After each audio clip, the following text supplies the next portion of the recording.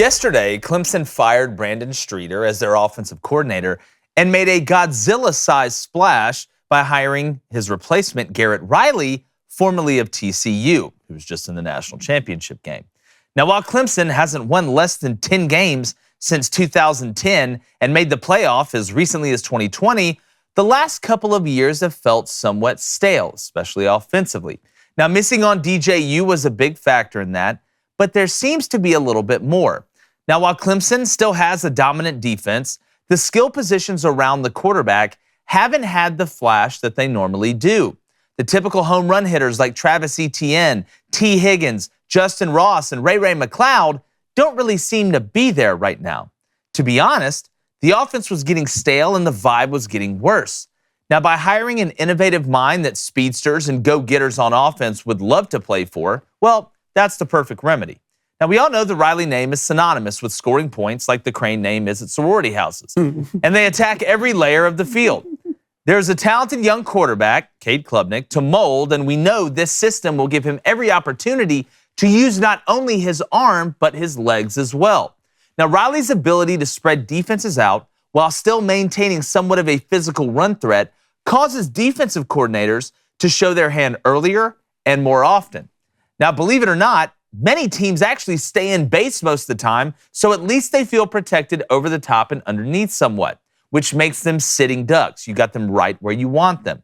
Now, Clemson had seemingly lost their swag on offense, but snagging away Lincoln Riley leads me to believe this Clemson offense is back, and that is without a doubt the last puzzle piece they need to get back into the championship game. I'm going to bring in my co-host, David Cohn, former Michigan quarterback. Guy's read a lot of books, really good on a big green egg. I read a few books, yeah. You know, just a good overall person, man. I'm proud of you. You done good. Put one right there. Hey. Put one right there. You guys scoring big at the fraternity houses. I love it. The sorority house. Huh? Sorority house. I thought, Yeah, maybe it was sorority. a Freudian slip. Well, I don't know. I feel like that was kind of intentional, which makes me take back all the good things I said about you.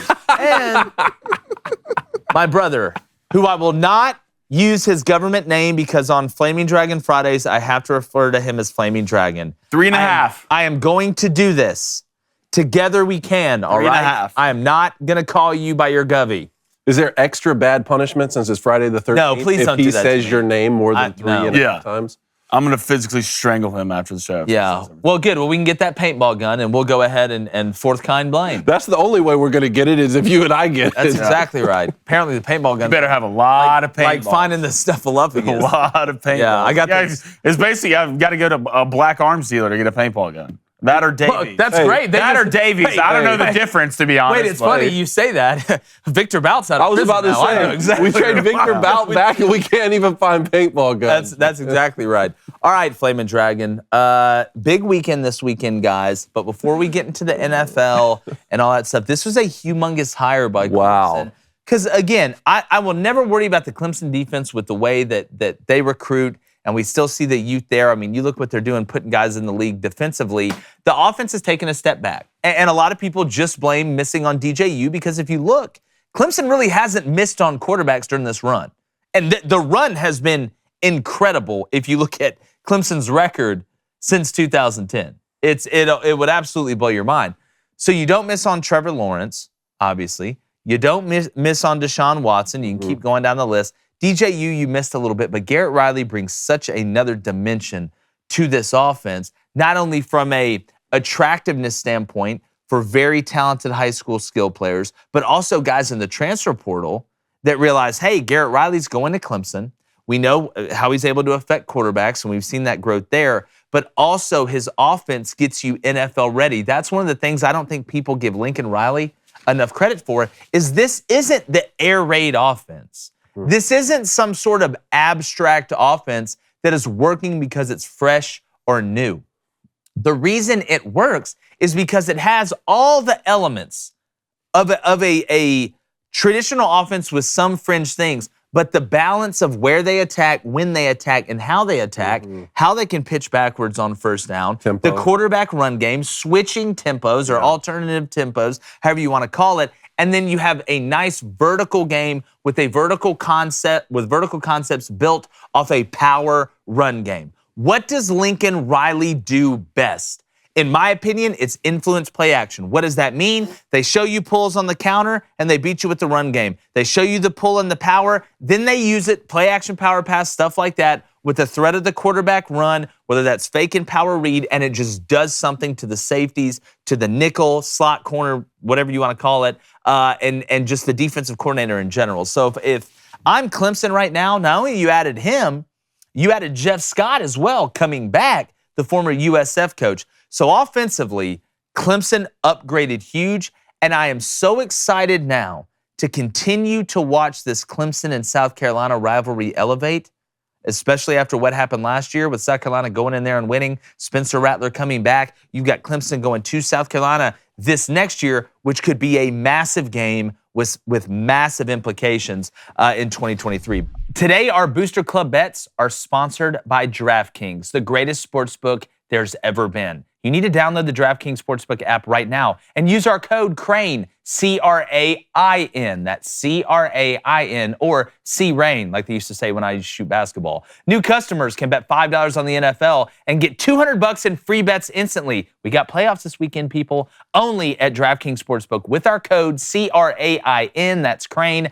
Minimum age and eligibility restrictions apply. See show notes for details.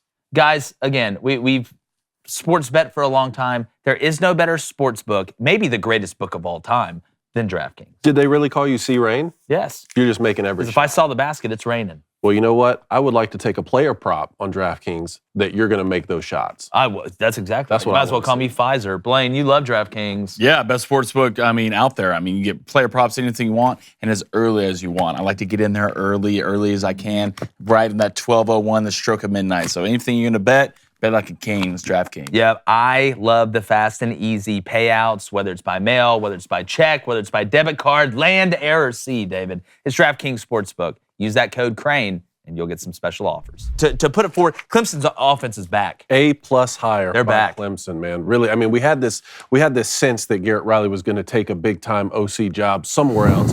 Not that he couldn't stay at TCU after they played in the national championship, but he's a little bit green to take a head coaching opportunity. We weren't hearing anything. They really wanted to jump to the NFL. So all signs kind of pointed to Alabama, right? If Bill O'Brien either went back to the NFL or something like that. I wasn't really thinking about Clemson with this hire, but man, did they do a great job. This changes a lot of things. My question for you guys is if Garrett Riley had been the OC at Clemson last year, with all of the shortcomings that DJ Uiagalelei did have, but also we talked about 5-touchdown game against Wake Forest. Like, he really showed up in that middle part of the season.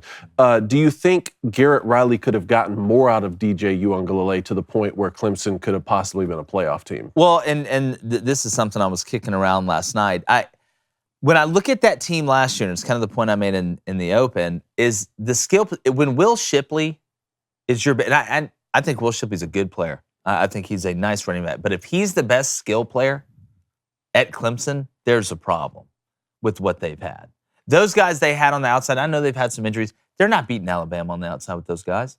They're not beating Georgia on the outside with those guys. It's not the typical Clemson, right? We got to remember who Clemson is.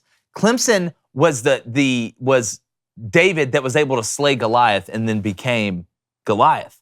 We had teams like Notre Dame and Oklahoma get there and just get swacked just by. Clemson was able to beat Alabama. Clemson was able to not only get there in a conference that isn't the strongest, but they were able to compete, not only compete, but survive and win when they got there. How did they do that? With unbelievable skill players that could go turn 50-50 balls into 70-30 balls against big-time players on the other side. I think half of Garrett Riley's most important value in this hire is the players he can get to go to Clemson at the skill position to be able to go make that plays. Because you guys know as well as I do, it's more about the players than the play caller. Obviously, you want the best play caller possible, but there's been a lot of schemes that were simple that looked unbelievable because there were great players. There were a lot of great schemes that didn't look very good because the players weren't good enough. Now, it's not all about the players, but it's a mix. So if you put Garrett Riley on that team last year, does he have a more positive effect on DJU? I think he could have put him in situations formationally and done a little bit of a different style of play calling on different down and distances than what Brandon Streeter did. I felt like Brandon Streeter just at some point was like, I'm not going to let DJU beat us. I'm going to be as simple as possible. I think there's some things that Garrett could have done, but I think half of this is the players that will want to go play offense under Garrett Riley at Clemson, getting them back to the level where they can go win a championship. Sexy hire. It's what it is. It's a sexy hire, and good for them. I mean, you saw the ceiling for TCU. I mean, that was last year was the ceiling for TCU. I don't see them doing anything better than that. You want to talk about schemes compared to players, right? What was the national championship game? It's not like the scheme changed. It's not like some drastic thing changed. You just saw better players. And you go to Clemson, this thing's a lot higher. You can get the players at Clemson to win a national championship. Obviously, it starts at the quarterback position, and DJU was not going to be that guy. I don't care who you put in there. You can put Sean McVay in there. You can put the best of the best. Some guys just don't have it. And DJU doesn't have enough. Oregon State's a great fit for DJU. I think he'll be okay there. I just don't think he's that good of a quarterback. Now you see the new regime come in. This can get Clemson back to where they used to be. In the playoffs, fighting for the playoffs. But right now, if you're a couple teams in the ACC, I would be somewhat worried. FSU, you're not super stoked about this. All right, Miami, you're not super stoked about this. The higher tiers in the ACC, you're somewhat worried. But this is Clemson needed to make a move. They needed to make a move. They needed something like this. I thought he was going to end up at Bama. I really did. I thought Bill O'Brien would be gone, and he'd just walk right in at Bama. But I'm not surprised by Clemson because they're not upper echelon of college football teams, college football schemes. They get the players. There's about 7 teams in college football that get all the guys, and Clemson's one of them. So am I surprised by this? No. Is it a great move for Clemson? Yeah. Dabo Swinney, this is what you got to do. This is what the big name guys do. Yep. They get the guys to the coordinator positions. You're only as good as your coordinators. I promise you. The players you recruit and the coordinators you have, you're only as good as those guys. If you surround yourself with a great OC, a great DC, your head coach does his job, and you recruit well, everything will come together. It's like a fine wine. A fine wine, some cheese, maybe a charcuterie board. You know, that's what it's looking like. What's up, everybody? Hey, take a couple seconds. Make sure you subscribe to our channel, like this video, and if you don't mind, turn that notification bell on. All right, it lets you know when we drop content, which is like every day, because we're out here dogging it, Uncle Tony. Make sure you subscribe.